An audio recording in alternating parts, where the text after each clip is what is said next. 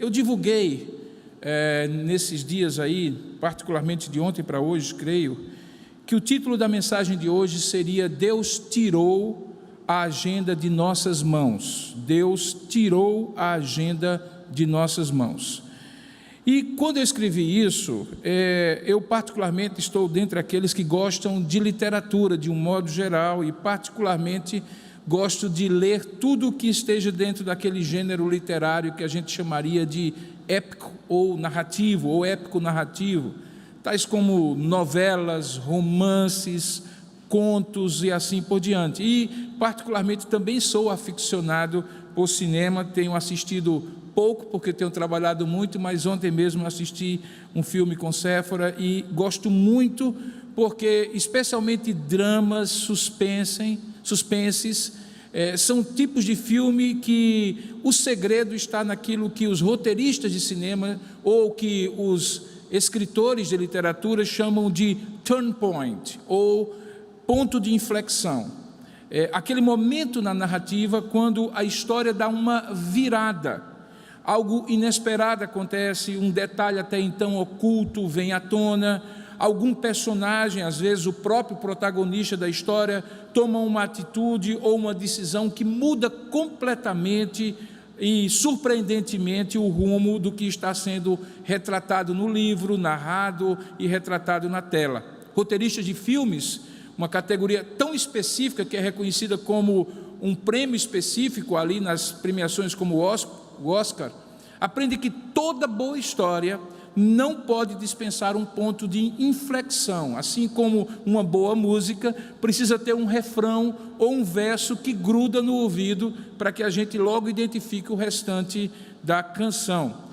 Dr. Richard Pratt, de quem tive o privilégio de ser aluno no Reformed Theological Seminary nos Estados Unidos, escreveu um livro que já é disponível há algum tempo em português com o título Ele, referindo-se a Deus, nos deu histórias. Esse é o título, Ele nos deu histórias, no qual ele defende a tese que as histórias estão entre os meios primários que Deus usa para nos revelar a sua verdade nas Escrituras.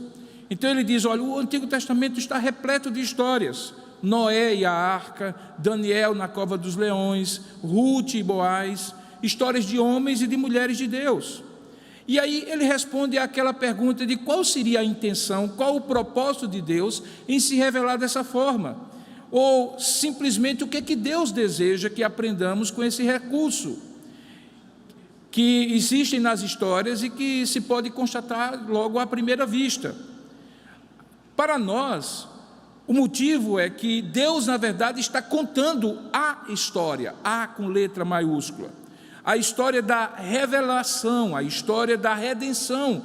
Elas são a história de Deus, é o roteiro que Deus vai descortinando na medida em que as histórias bíblicas vão sendo contadas, e todas elas apontam para um grande protagonista que é Jesus Cristo. Então, ao mesmo tempo que em cada história há uma pequena ou às vezes uma grande sombra de Cristo, ou seja, um vislumbre do que Cristo haveria de vir quando ele viesse, como de fato ele veio e haveria de fazer, a grande história que a Bíblia conta tem o seu ponto de inflexão, a sua grande virada, justamente naquilo que nós chamamos de querigma cristão, a história, o tema, a grande mensagem que é a encarnação, a morte e a ressurreição de Jesus, que é narrada nos Evangelhos. O que talvez poucos se apercebam é que após esta revelação e este ponto de inflexão que divide a história entre antes e depois dele, a narrativa seguinte, a parte seguinte dessa grande narrativa divina é exatamente a existência da igreja, não de uma igreja em particular, mas da igreja com I maiúsculo, como o povo de Deus, o povo da aliança, o mesmo que aguardava no Antigo Testamento, acrescido dos gentios que somos nós e que fazem parte daquele povo que aguarda a volta prometida desse Redentor ressurreto. Essa parte atual começa a ser narrada no livro de Atos, que é o livro histórico do Novo Testamento, a narrativa histórica do Novo Testamento focada nessa igreja. e também nas cartas apostólicas.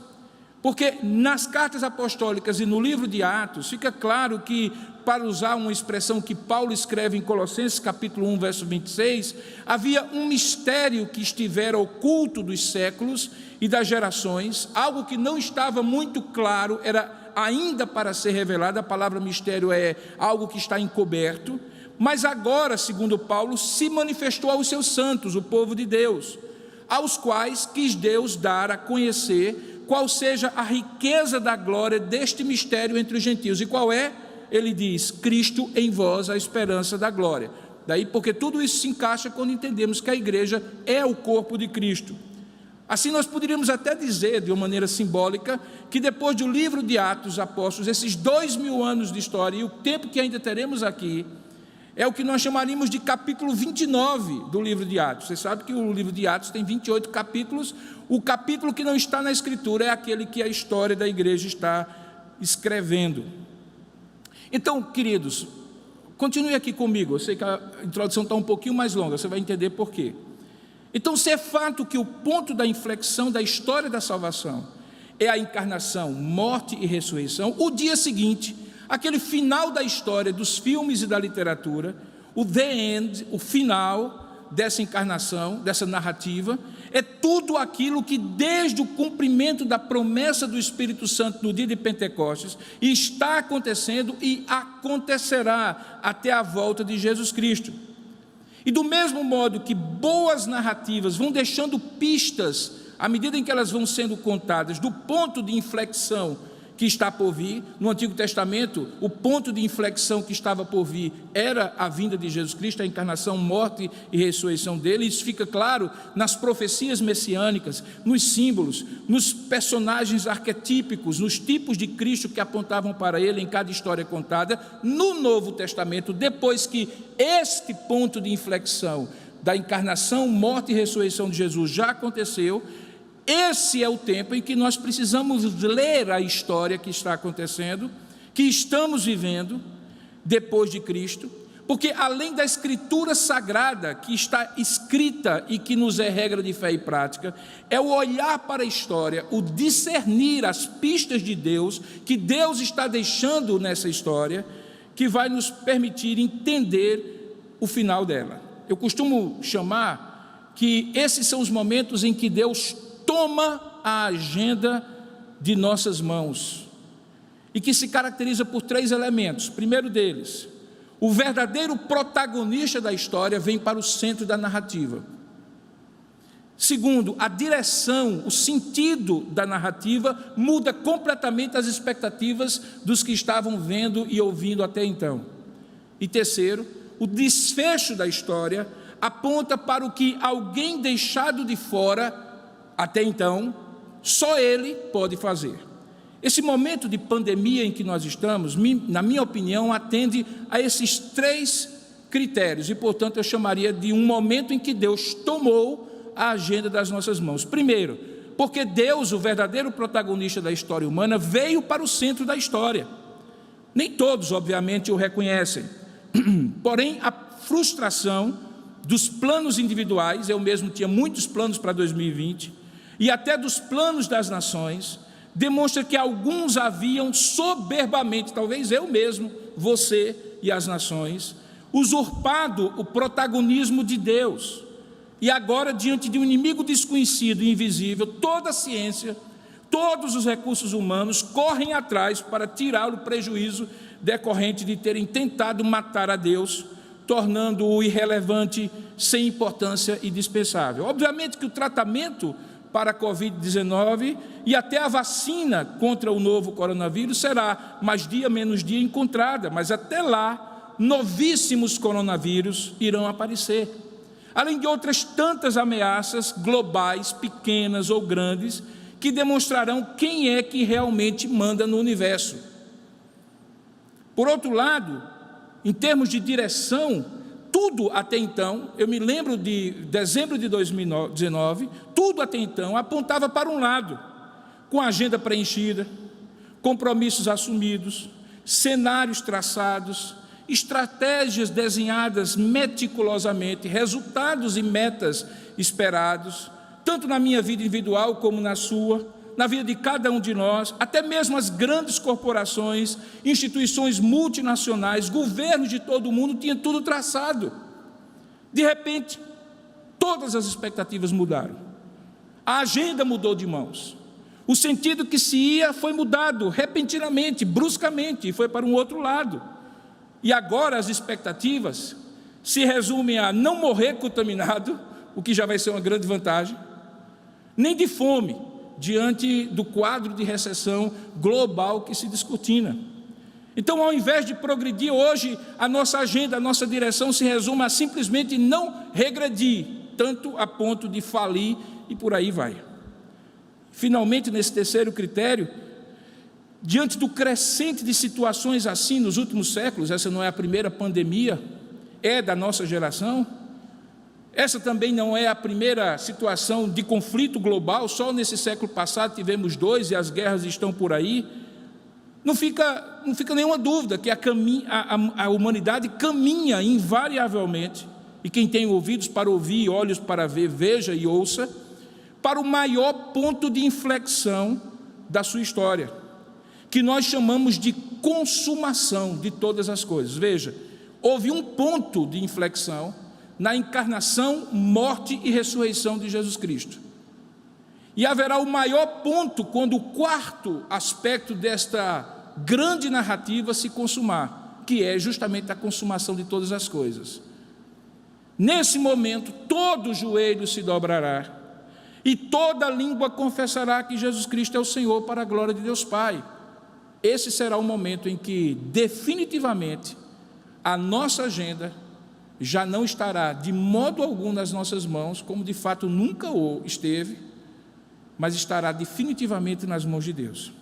Bom, pelas características dessa longa introdução, até mais longa do que eu costumo pregar, você já deve ter sentido falta do texto bíblico que eu vou pregar. E já deve ter também percebido a minha dificuldade de encontrar uma única passagem na Bíblia que fosse suficiente para abranger todo esse drama da história, cujo título eu estou dando Quando Deus Tomou a Agenda de Nossas Mãos. Então eu lutei em busca de um texto que pudesse ser exposto para demonstrar essa verdade que ao longo de dias Deus tem falado ao meu coração, e não encontrei, ou pelo menos pensei que não havia encontrado. Porque, na verdade, a agenda, conforme está descrito de tudo o que aconteceu, nunca, irmãos e amigos, nunca esteve nas nossas mãos. Nós nunca estivemos no controle de nada. Nós nunca escrevemos e apagamos para escrever de novo ao nosso bel prazer, coisíssima nenhuma. A agenda sempre esteve nas mãos do grande protagonista dessa história. E para que então nós possamos pensar nessa perspectiva, eu lhe convido a ler um texto que projeta a consumação de todas as coisas, do mais fantástico, misterioso e maravilhoso livro da Bíblia, que é o livro de Apocalipse, que eu convido você a abrir agora, porque é sobre ele que nós vamos falar no capítulo 5, sobre quando a agenda foi tirada por Deus das nossas mãos, quando Deus tirou a agenda das nossas mãos. Abra aí, por gentileza, em Apocalipse capítulo 5 e mantenha o seu texto aberto. Eu vou ler apenas inicialmente alguns poucos versos e depois nós iremos expor a palavra de Deus após orarmos e pedirmos a bênção do Senhor. Veja o que é que diz Apocalipse capítulo 5, verso 1. Isso é João dizendo, João o apóstolo que escreve o Apocalipse. Ele diz assim: eu vi na mão direita daquele que estava sentado no trono um livro, escrito por dentro e por fora, de todo selado com 7 selos. Vi também um anjo forte, que proclamava em grande voz: quem é digno de abrir o livro e de lhe desatar os selos? João diz: ora, nem no céu, nem sobre a terra, nem debaixo da terra, ninguém podia abrir o livro, nem mesmo olhar para ele. E eu chorava muito, porque ninguém foi achado digno de abrir o livro, nem mesmo de olhar para ele. Todavia, um dos anciãos me disse: não chores. Eis que o leão da tribo de Judá, a raiz de Davi, venceu para abrir o livro e os seus 7 selos. Vamos ficar por aqui, depois a gente lê o restante. Convido você a orar e pedir a Deus agora, onde você está, para que Ele fale ao seu coração, ilumine a sua alma e traga a palavra dEle ao seu coração. Vamos orar juntos? Senhor, nosso Deus e nosso Pai, diante de Ti todos nós nos encontramos agora, onde quer que estejamos, e pedimos que pela Tua misericórdia e graça, nós possamos ouvir a Tua voz. Fala conosco, Senhor, abre o nosso coração e ministra a nós como Tu és glorioso, poderoso e amoroso em tirar a agenda das nossas mãos para que ela fique definitivamente nas Tuas mãos. Oramos assim e pedimos em nome de Jesus. Amém. Irmãos, eu não entrarei nas polêmicas, nas grandes polêmicas de interpretação do livro de Apocalipse, influenciadas pelos sistemas de interpretação escatológica, pré-milenista, amilenista, pós-milenista e assim por diante. Basta nos entender, para o propósito dessa mensagem, que o capítulo 5 de Apocalipse faz parte da primeira visão dos acontecimentos que ocorrem nos céus. Veja que no capítulo 4, verso 1, depois de descrever 7 cartas que Deus havia dado a ele, quando estava ali exilado na ilha de Patmos, para as 7 igrejas da Ásia, depois desta parte que vai do capítulo 1 até o capítulo 3, João diz assim: depois dessas coisas, eu estou lendo o capítulo 4, verso 1, olhei, e eis não somente uma porta aberta no céu, como também a primeira voz que tinha ouvido, como de uma trombeta, falando comigo e dizendo: sobe para aqui e te mostrarei o que deve acontecer depois dessas coisas. Alguns entendem que o Apocalipse, conforme uma narrativa, demonstra uma alternância de visões que João tem nessa ilha de Patmos, quando ele estava exilado por causa da perseguição do Império Romano, que alterna visões que ele tem no céu e visões que ele tem dos acontecimentos escritos e determinados no céu, cujas repercussões estão na terra, e os desdobramentos na história do que está acontecendo. Então, estamos aqui, guiados por João, tendo a revelação que nos céus há um trono. Veja no verso 2, que ele diz assim, que imediatamente, verso 2 do capítulo 4 ainda, estou contextualizando, imediatamente eu me achei em espírito, e eis armado no céu um trono, e no trono alguém sentado.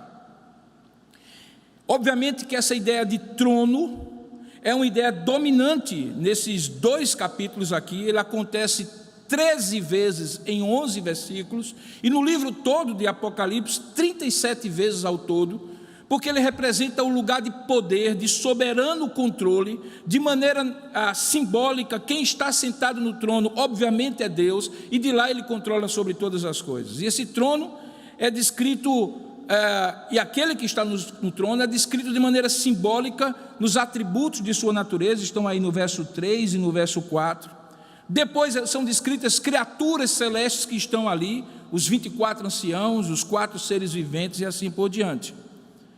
Perceba que a partir do verso 8 até o verso 11 do capítulo 4 ainda, a atmosfera que João vê acontecendo no céu é de adoração e louvor. Veja que no verso 8 diz assim: e os 4 seres viventes, tendo cada um deles respectivamente 6 asas, lembra daqueles serafins de Isaías capítulo 6, respectivamente 6 asas, estão cheios de olhos ao redor e por dentro, e eles não têm descanso, nem de dia nem de noite, proclamando: santo, santo, santo é o Senhor Deus, o Todo-Poderoso, aquele que era, aquele que é e é aquele que há de vir.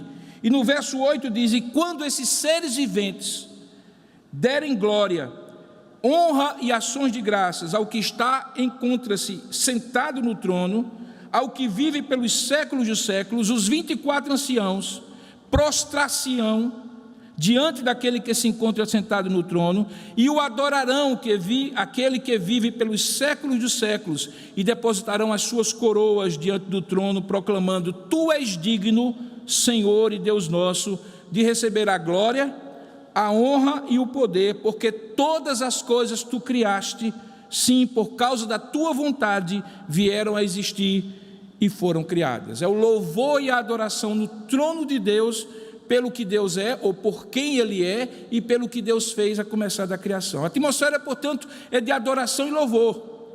E esse é o primeiro ponto de inflexão da narrativa de Apocalipse, e que me serve justamente para desenvolver o meu tema desta manhã, que é quem controla a agenda da história. Obviamente que este livro, que aqui agora é descrito no capítulo 5, voltando para o texto base, é o primeiro de 2 livros que são mencionados em Apocalipse. No livro de Apocalipse, o outro é o livro da vida. O fato dele ser escrito por dentro e por fora é aquilo que os comentaristas históricos chamam de opstógrafo, ou seja, não era um livro encadernado, como passamos a ter a partir dos códices do século II depois de Cristo, mas é um livro que é um rolo feito de pele de animal, carneiro, ou de folhas de papiro, como aquelas que estavam no delta do Nilo. É um rolo que, nesse caso, por ser um opstógrafo, é escrito por dentro e por fora. Ele está, então, escrito em ambos os lados, é como está descrito aqui.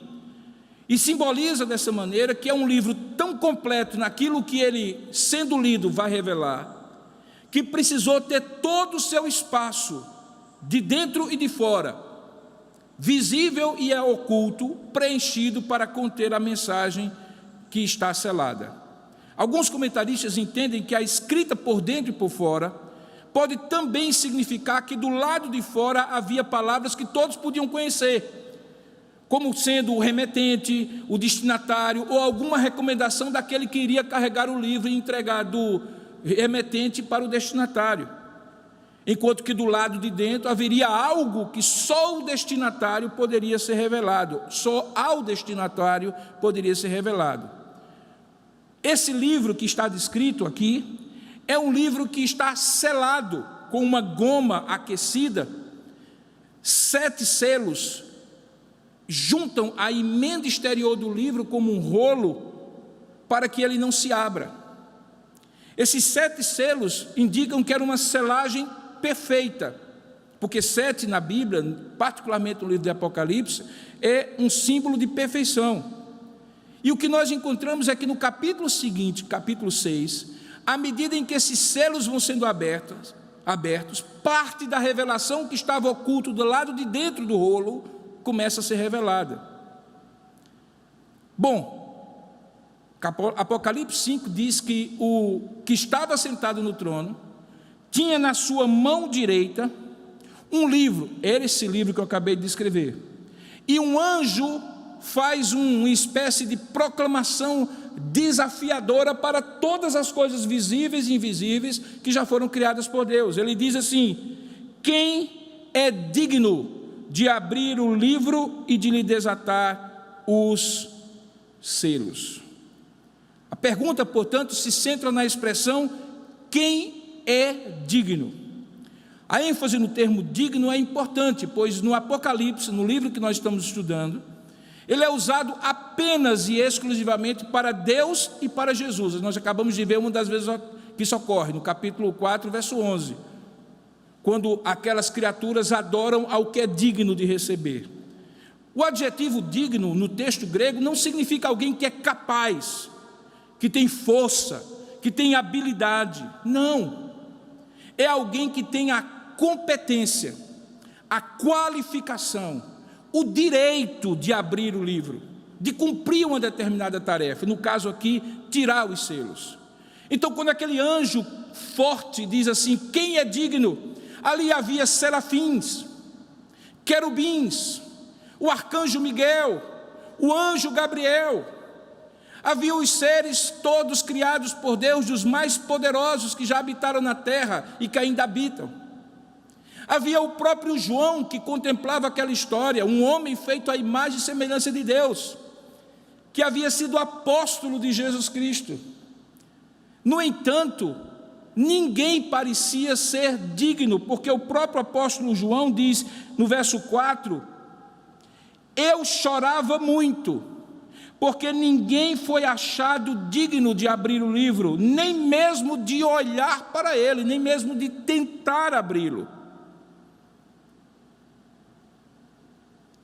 Todas as partes da criação de Deus foram desafiadas, no céu, na terra, debaixo da terra. O anjo quer saber se existe qualquer criatura em qualquer lugar que seja digna de quebrar os selos e de olhar o interior do rolo, ou seja, de lê-lo. Ninguém é digno.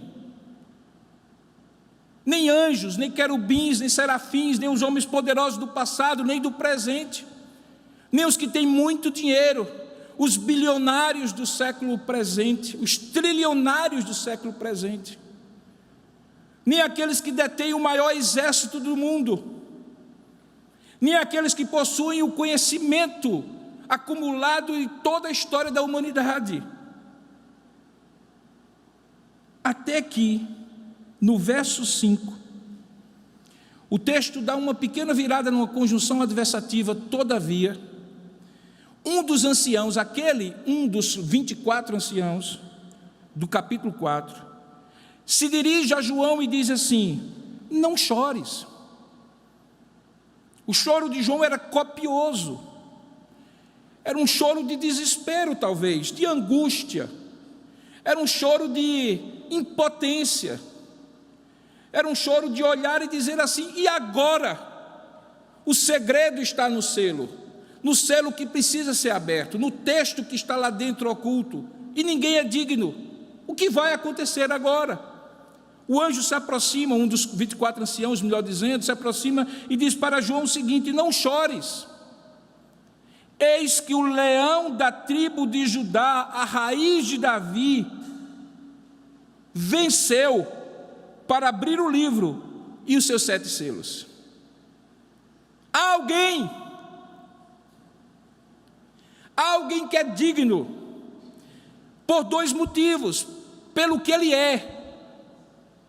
O ancião diz que ele é o leão da tribo de Judá, e ele diz que é a raiz de Davi, 2 títulos que estão descritos no Antigo Testamento, e que apontam para o Messias, que nascido em Belém, é da tribo de Judá, e que é descendência de Davi, conforme a promessa que Deus deu àquele rei, de que não faltaria alguém de sua descendência que sentasse no trono. Ele, portanto, é da raiz de Davi, da raiz de Jessé, e ele é o leão da tribo de Judá. Por quem ele é digno. Mas mais do que isso, ele também é digno pelo que ele fez. Veja que no verso ainda 5, ele venceu para abrir o livro e os seus 7 selos. Ele é quem ele é, na sua natureza, e pelo que ele fez, ele é digno. A resposta está dada ao anjo de voz forte. Não há criatura para vencer o livro, para abrir o livro, melhor dizendo. Não há ninguém nos céus, na terra, nem debaixo da terra, mas há um. Esse um é o leão da tribo de Judá, a raiz de Davi. A gente vai vendo no capítulo 6, depois disso, que nada ocorre no restante do livro que não seja pelo ato de abrir os selos e o conteúdo do rolo ser aberto, referindo-se à própria história. E à medida em que a gente vai vendo nos capítulos seguintes os selos sendo tirados e os acontecimentos, nós vamos entender o propósito completo de Deus para o mundo inteiro, de todas as eras, do início ao fim. Para nós, o rolo com seus selos é uma evidência do que Deus tinha como propósito, que nós chamamos de eterno decreto de Deus, e que já está escrito, mas que vai sendo conhecido pela revelação dele, à medida em que essa narrativa, essa revelação progressiva vai acontecer, e no caso aqui, na medida em que os selos são tirados. O plano de Deus, como nós vamos ver, é que a salvação e a vinda do seu reino contestem o suposto reino de Satanás na terra, que na verdade é uma rebeldia interna no império de Deus, no reino de Deus. Ele é conhecido como Senhor Deus Todo-Poderoso, Deus Todo-Poderoso, que era, que é e que haverá de vir para estabelecer o seu trono e o seu reino. Portanto, o conteúdo do rolo diz respeito ao propósito secreto, à agenda secreta de Deus, de estabelecer o seu reino na terra, até que a plenitude da sua glória seja revelada. E quem é digno de abrir isso, quem é digno de revelar isso, quem é trazido como protagonista para o meio da narrativa, somente Jesus Cristo é digno, só Ele é capaz de fazer isso. Mas veja que acontece uma coisa interessante.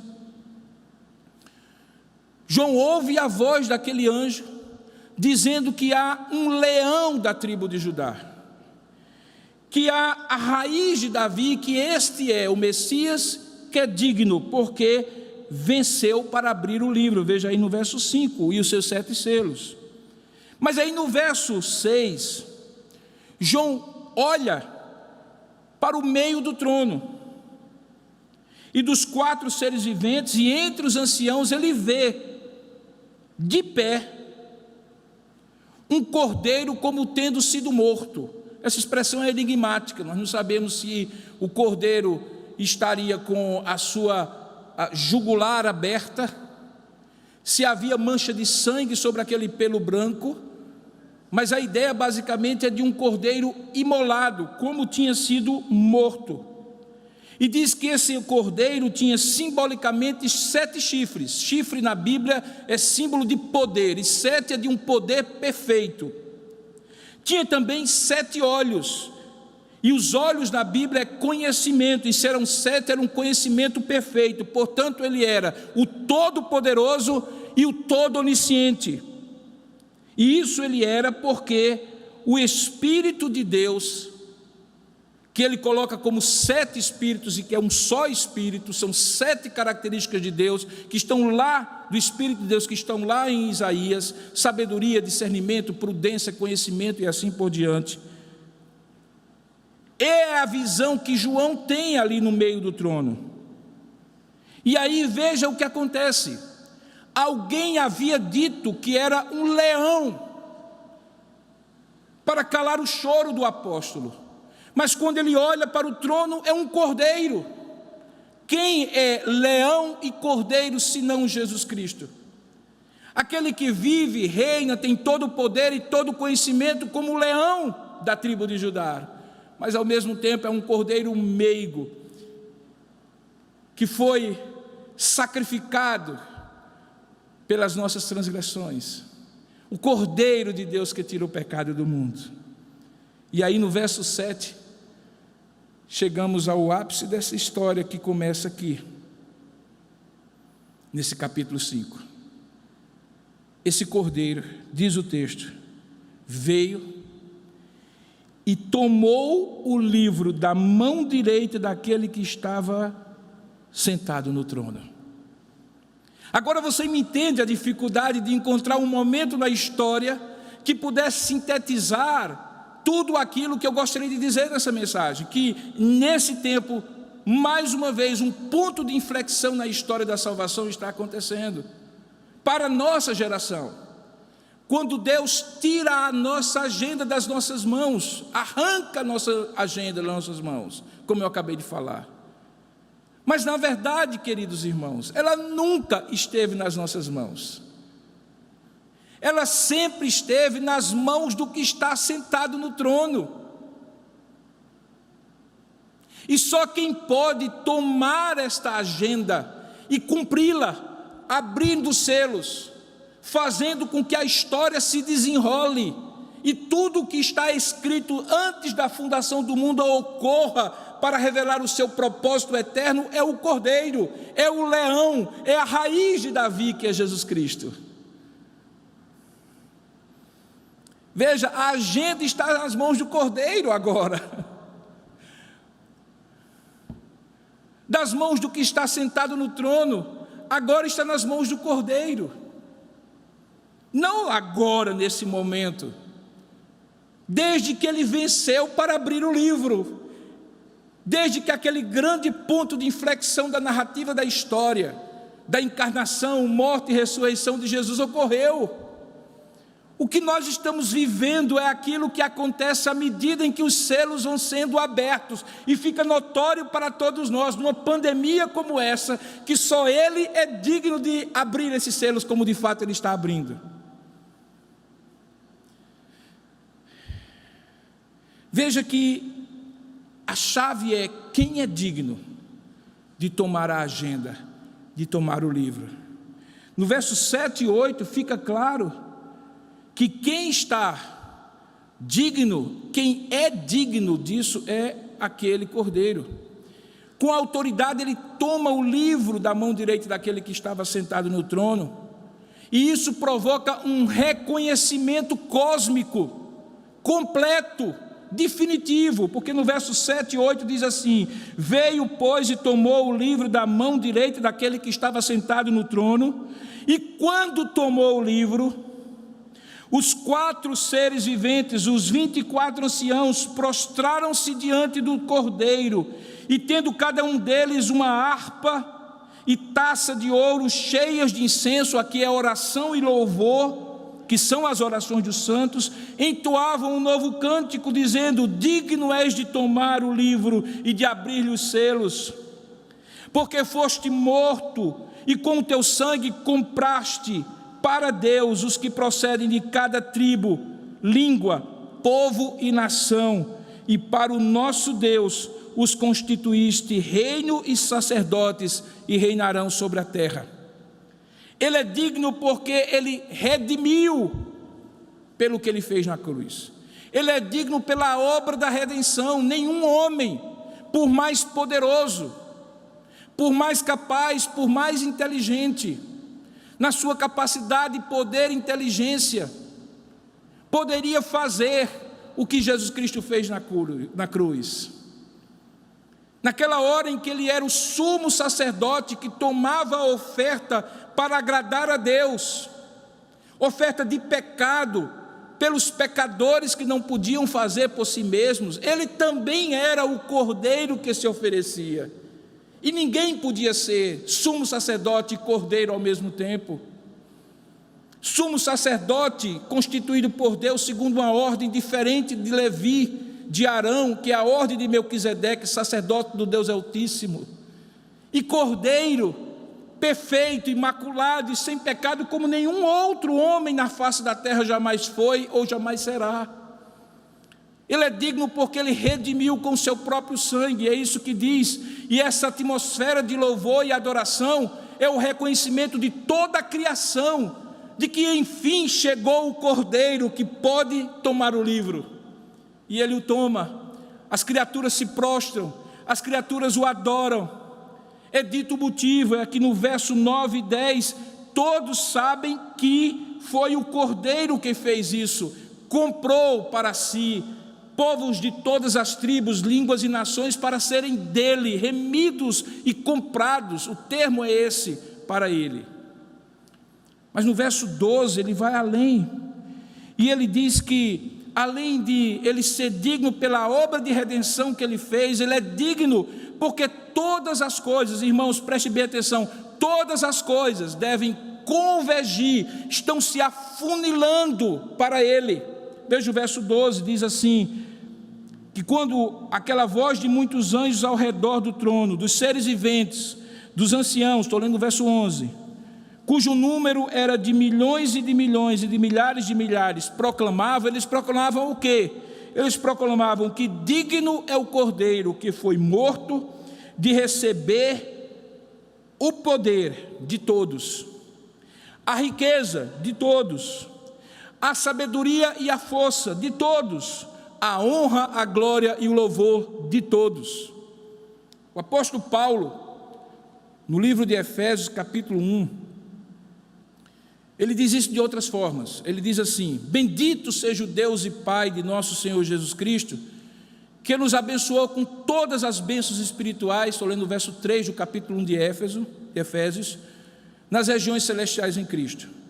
E ele vai descrevendo essas bênçãos. A primeira delas é que Deus nos escolheu nele antes da criação do mundo, para sermos santos e irrepreensíveis em sua presença.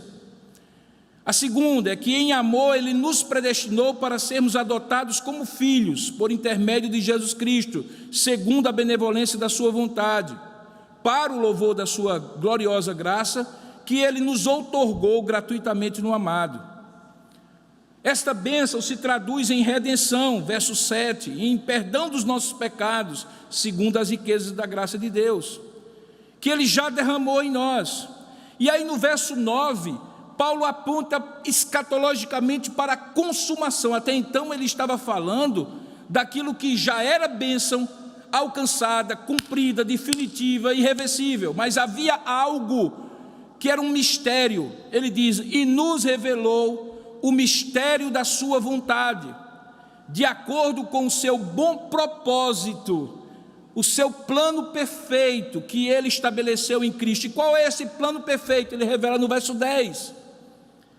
Isto é, de fazer convergir em Cristo tudo quanto existe, todos os elementos que estão no céu, como os que estão na terra, na dispensação da plenitude dos tempos, ou seja, quando a última inflexão da história, a consumação acontecer.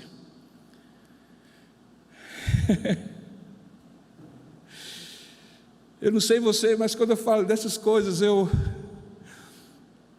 me emociono profundamente.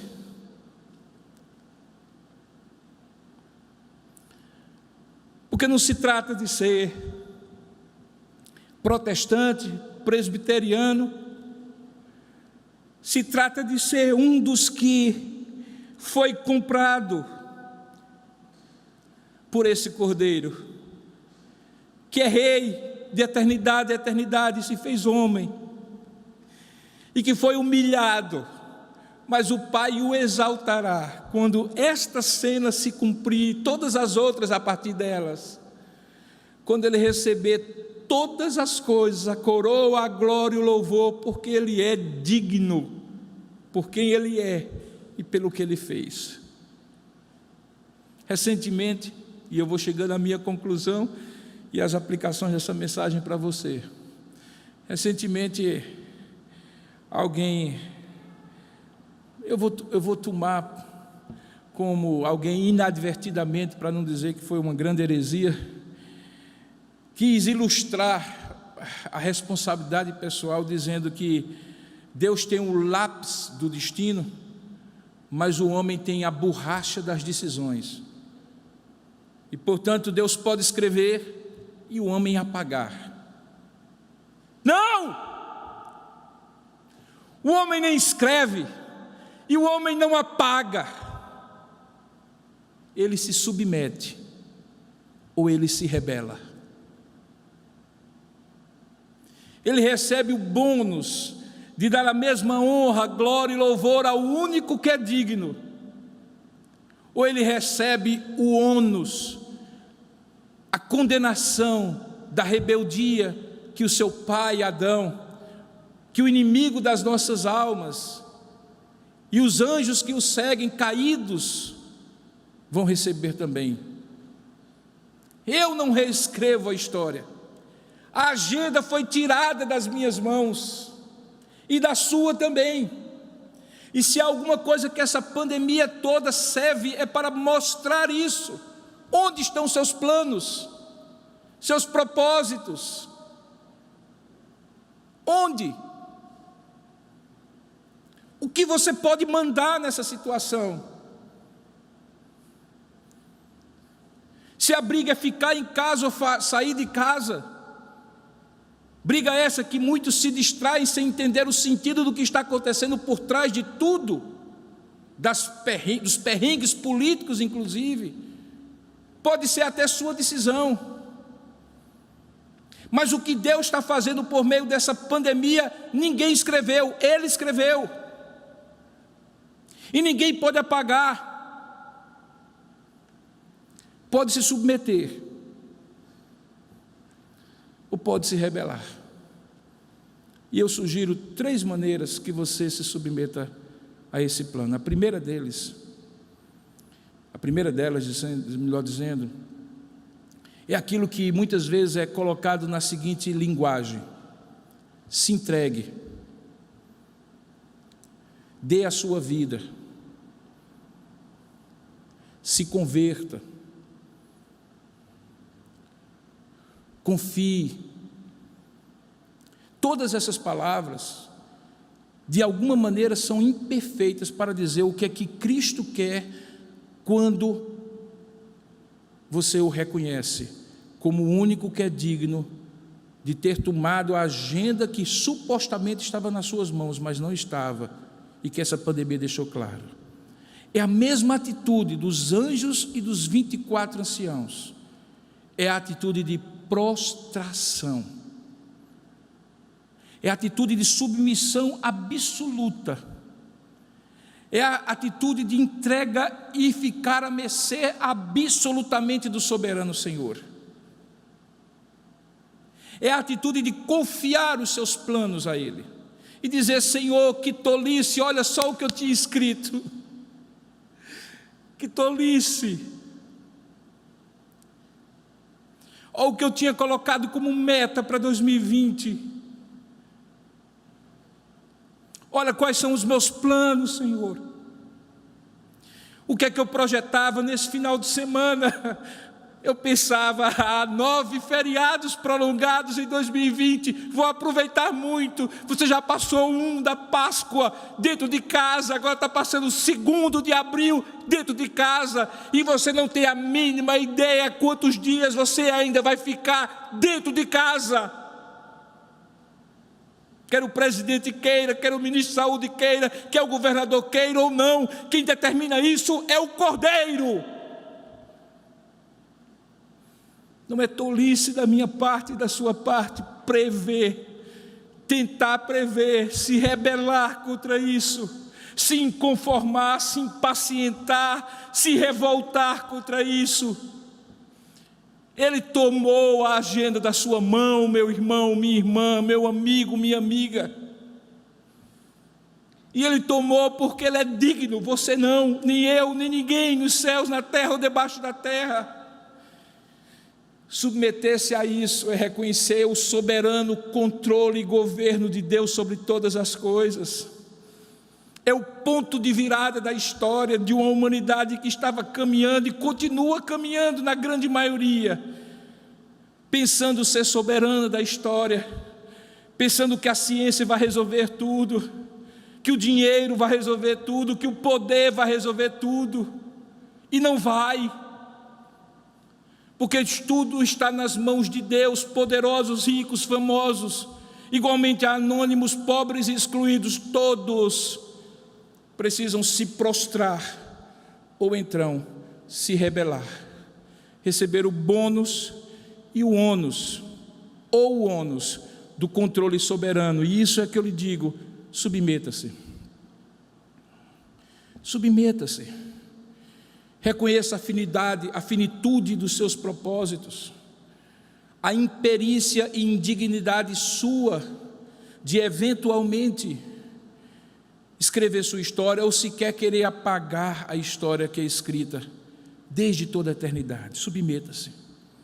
Mas mais do que submeter-se, resmungando, se ajoelhando num joelho, mas no outro não, mantendo o pescoço duro, o peito estufado, o queixo duro, como quem se submete a um imperador déspota e tirano. Ao invés disso, submeta-se em louvor e adoração, como os 24 anciãos e os seres viventes fizeram. Bastou o Cordeiro tirar o livro da mão do que estava sentado no trono, sem falar nada, sem mandar nada, sem ordenar nada. Bastou tirar da mão do que estava sentado no trono, e todos os seres celestiais se prostraram diante de Deus. Por quê? Porque eles reconheceram que estavam diante do único que era digno, e louvaram e adoraram a Deus por isso.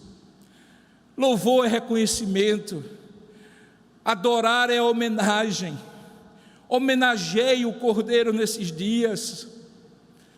Reconheça o poder, a honra, a glória e o louvor dele.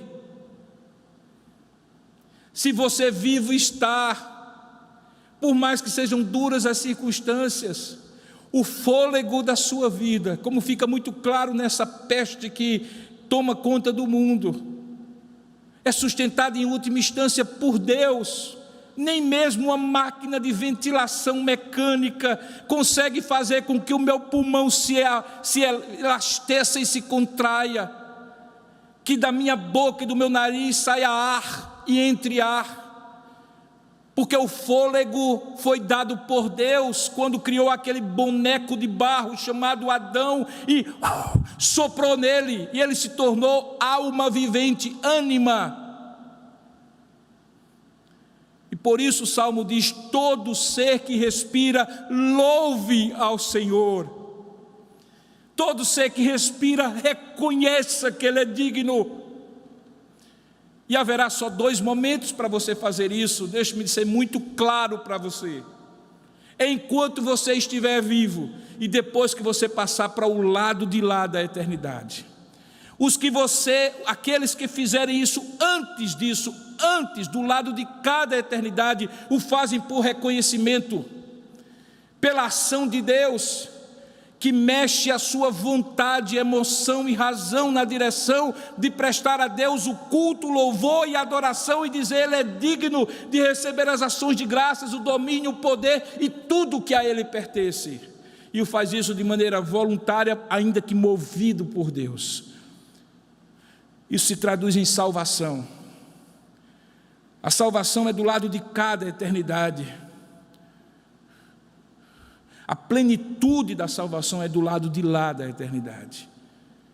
Mas o texto bíblico diz que quem não faz isso do lado de cada eternidade, fará de um jeito ou de outro. Hitler, Mussolini, Bolsonaro, Trump, Mandetta, o outro que chegou, o outro que vai entrar, o outro que vai sair, o cientista mais poderoso, o homem mais rico, todos, quer queiram, quer não queiram, um dia se submeterão diante desse trono e dirão assim: Cristo é o Senhor, e se dobrarão nos seus joelhos a isso, mas não necessariamente para a salvação.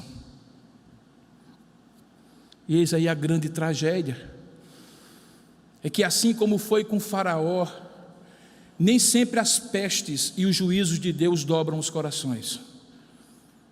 10 pragas se abateram sobre o Egito, e mesmo assim Faraó endureceu o coração. Você percebe que esse endurecimento pode impedi-lo de prestar o louvor e a adoração que Deus quer que você faça aqui na terra, nesse lado de cada eternidade, porque foi para isso que você foi criado.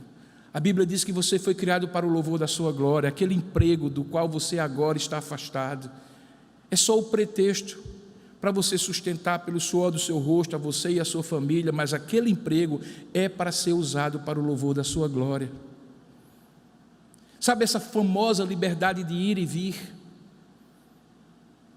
É um direito natural que Deus deu ao homem quando lhe deu um corpo e a mobilidade, a inteligência e a capacidade de se localizar, de decidir, de fazer planos, de cumprir planos.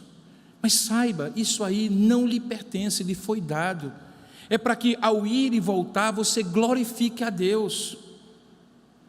Porque se você estiver indo e voltando, essa suposta liberdade é escravidão.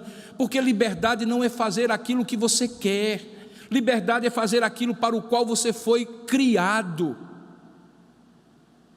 Porque o propósito de cada coisa se revela e se planifica quando ele cumpre ou ela cumpre aquilo para o qual ela foi criada. Imagina uma chave de fendas, que inútil é uma chave de fendas para pregar um prego numa parede, que inútil é um martelo para desparafusar um parafuso de uma estrutura.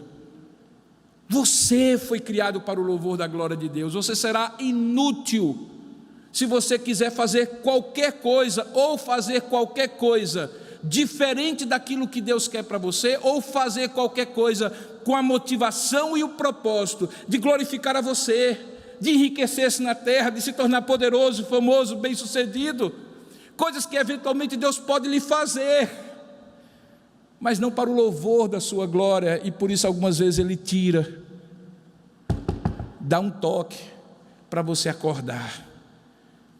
Faça isso do lado de cada eternidade. Ofereça o louvor, a adoração que Deus merece, que Jesus Cristo merece, como o único que é digno, aquele que tomou a agenda e tomou para nunca mais devolver, porque na verdade nunca esteve na mão de homem algum. Terceiro e último lugar, além de prostrar-se, além de louvar e adorar, proclame essa verdade. Proclame essa verdade. Não precisa ser chato para proclamar essa verdade. Não precisa ser religioso para proclamar essa verdade. Não precisa usar chavões religiosos para proclamar essa verdade. Não precisa ser soberbo para proclamar essa verdade. Não precisa ser autossuficiente para dizer que Deus está castigando os outros. Você só precisa ser humilde para aquilo que você for proclamar, você primeiro ter consciência de que precisa viver. Porque quando o Cordeiro pega o livro, ninguém contesta que ele é digno.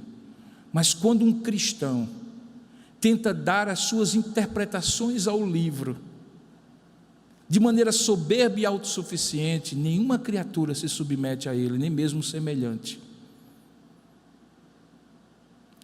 O que eu acho mais interessante é que existem dezenas de vozes de proclamação no livro de Apocalipse.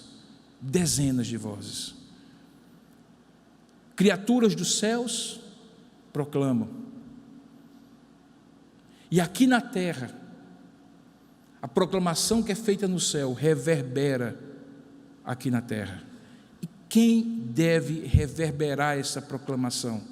No início dessa mensagem eu disse que o Apocalipse pode ser aquele livro interpretado como uma meta-história nos céus que está se concretizando na terra. Uma história definitiva e já fechada nos céus que está se desenrolando na terra.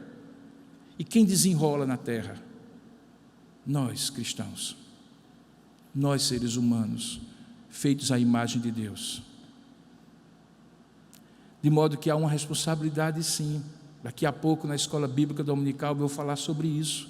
E eu espero que depois de um breve intervalo você permaneça conosco.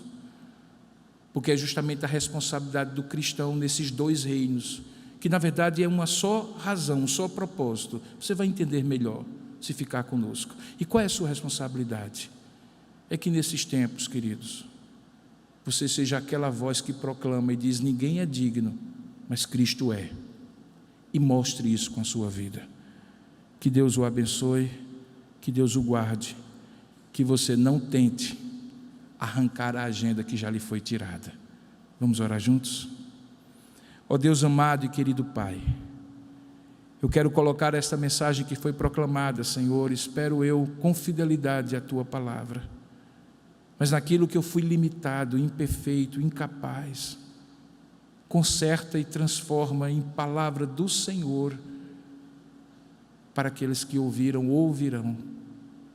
Ó Deus, usa esta mensagem para a glória do Teu nome, e que fique claro que o Senhor já arrancou a agenda das nossas mãos, e deseja de nós a submissão ao único que é digno, Jesus Cristo. É em nome dEle e para a glória dEle que nós te oramos. Amém.